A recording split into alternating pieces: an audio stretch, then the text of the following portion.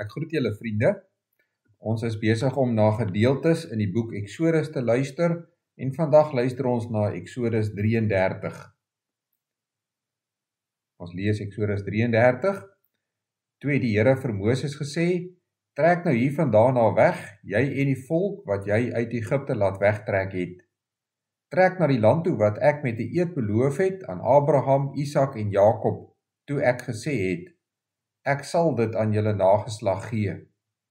Ek sal my engel voor jou uitstuur en ek sal die Kanaaniete, Amoriete, Hittiete, Feresiete, Jewiete en Jebusiete verdryf. Julle is so 'n moedswillige volk dat ek nie sal saamtrek na hierdie land wat oorloop van melk en honing nie, want dan verdelg ek julle op pad daarheen." Toe die volk van hierdie harde uitspraak verneem, het hulle getreur en geen juwele gedra nie. Daarop het die Here vir Moses gesê: "Sê vir die Israeliete, julle is 'n moedswillige volk. As ek net 'n oombliekie saam met julle trek, sal ek julle verdelg. Sit al julle juwele weg, ek sal later besluit wat ek met julle gaan doen." Vandat hulle van Horeb berg af verder getrek het die Israeliete nie meer juwele gedra nie. Moses het 'n tent gevat en dit ver buite die kamp gaan opslaan. Hy het dit die tent van ontmoeting genoem. Elkeen wat na die wil van die Here wou vra, het na die tent van ontmoeting buite die kamp gegaan. Elke keer wanneer Moses na die tent toe uitgegaan het die hele volk opgestaan. Elkeen het by die ingang van sy tent bly staan en Moses agterna gekyk tot hy in die tent ingaan. Sodra hy ingaan, het die wolkkolom afgekom en by die ingang van die tent van ontmoeting gaan staan. En dan het die Here met Moses gepraat. Wanneer die hele volk die wolkkolom by die ingang van die tent van ontmoeting sien staan, het elkeen by die ingang van sy tent gebuig in aanbidding. Die Here het direk met Moses gepraat soos 'n man met sy vriend. Daarna is Moses terug kamp toe, maar sy assistent, die jongman Joshua seun van Nun, het nie die tent van ontmoeting verlaat nie. Op 'n keer het Moses vir die Here gesê: "Kyk, U beveel my om met hierdie volk te trek, sonder om my mee te deel vir wie U saam met my stuur. Tog het U gesê: Ek ken jou op jou naam, ek is jou goedgesind. As U my dan goedgesind is, maak my U wil bekend, sodat ek U kan leer ken en kan doen wat U verwag. Onthou tog, hierdie nasie is U volk." Toe het die Here gevra: "Moet ek self saamgaan en vir jou vrede gee?" Toe het Moses vir hom gesê: "As U nie self saamgaan nie, moet U ons nie van hier af laat wegtrek nie. Hoe sal die mense weet dat ek en U volk U goedgesindheid geniet, as U nie saam met ons gaan nie? Dit is juis deurdat U met ons saamgaan, dat ons, ek en U volk, anders is as al die ander volke op die aarde." Die Here het vir Moses geantwoord: "Ook wat jy nou gevra het, sal ek doen. Ek is jou goedgesind en ek ken jou op jou naam." Toe sê Moses: "Laat ek tog net U magtige verskyning sien." Maar die Here sê: "Ek sal al my voortreffelikheid voor jou laat verbykom en ek sal die naam, die Here, vir jou uitroep, want ek betoon genade aan wie ek genade wil betoon en ek ontferm my oor wie ek my wil ontferm. Vir my kan jy nie sien nie, want geen mens kan my sien en bly lewe nie." Die Here het verder gesê: "Maar hier by my is 'n plek waar jy op die rots kan staan. As ek in my magtige verskyning verbykom, sal ek jou eers in 'n rotsskeer sit en jou met my hande toemaak totdat ek verby is. Dan sal ek my hande wegvat, sodat jy my van agter kan sien.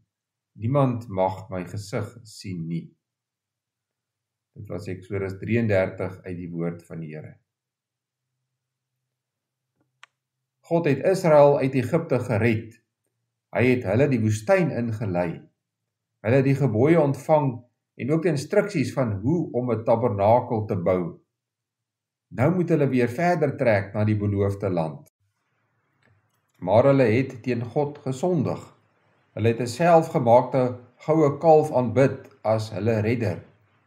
Daarom wil God nie saam met hulle trek nie. Hy sê, julle is so 'n moedswillige volk. As ek net 'n oombliekie saam met julle trek, sal ek julle verdelg. Miskien is dit dan beter dat hulle sonder God trek. Anders gaan hulle tog net vernietig word. Maar Moses weet, dit is nie die oplossing nie. Moses weet dat hulle nie die toekoms kan ingaan sonder die Here nie. Hoe pak ons die toekoms aan? Hoe beplan ons om ons lewe van hier af vorentoe te leef? Hierdie gedeelte maak dit baie duidelik dat elke mens God se teenwoordigheid nodig het om werklik 'n vervulde lewe te hê.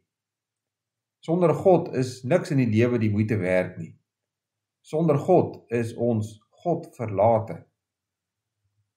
Maar hoe kan God saam met ons gaan? Ons is net so moedswillig soos die Israeliete. Ons maak ons eie afgode en lewe vir hulle.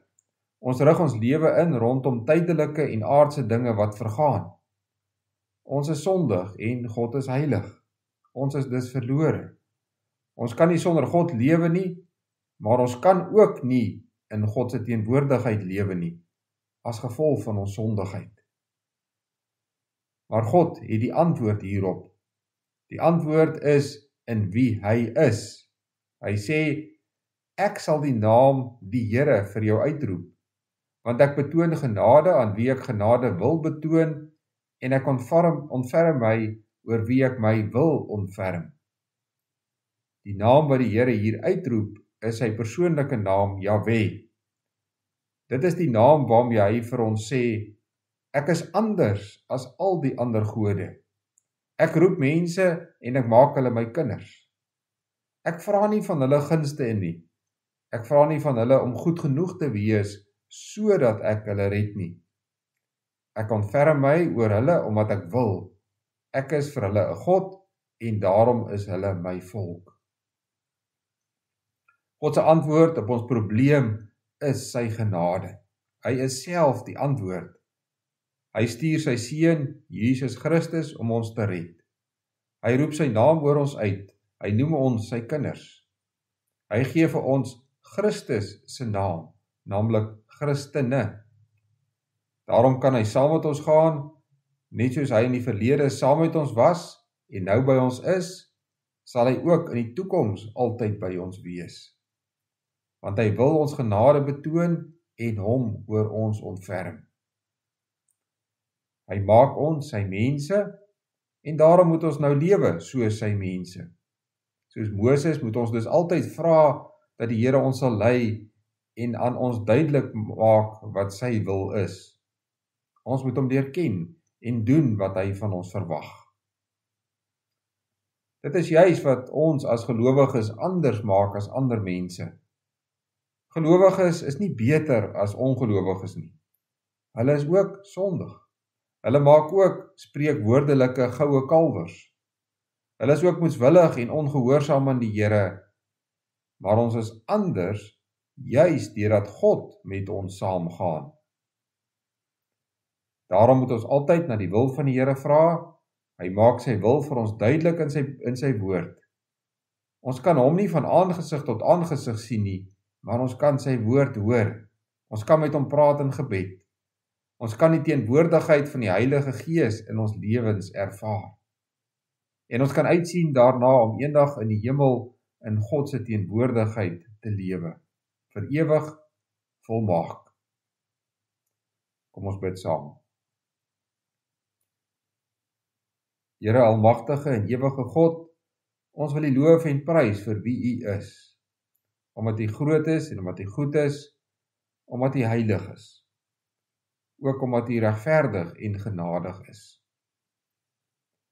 Ons weet dat ons dit nie verdien dat U saam met ons gaan nie, maar dankie dat U dit moontlik maak, deur Jesus Christus, wat ons verlos en aan ons 'n nuwe lewe gee. Ons bid vir ons skooliere en studente wat besig is met eksamens en toetse, Ons vra dat U ook hierin hulle sal lei, dat hulle sal onthou wat hulle geleer het, en dat hulle dit ook sal kan weergee. Ons bid vir die wêreld waarin ons leef. Ons dink aan die Oekraïne, waar daar baie konflik is, en menselewens wat geneem word, baie lyding is. Ons vra U Here dat U daar uitkom sal gee, dat U vrede sal gee.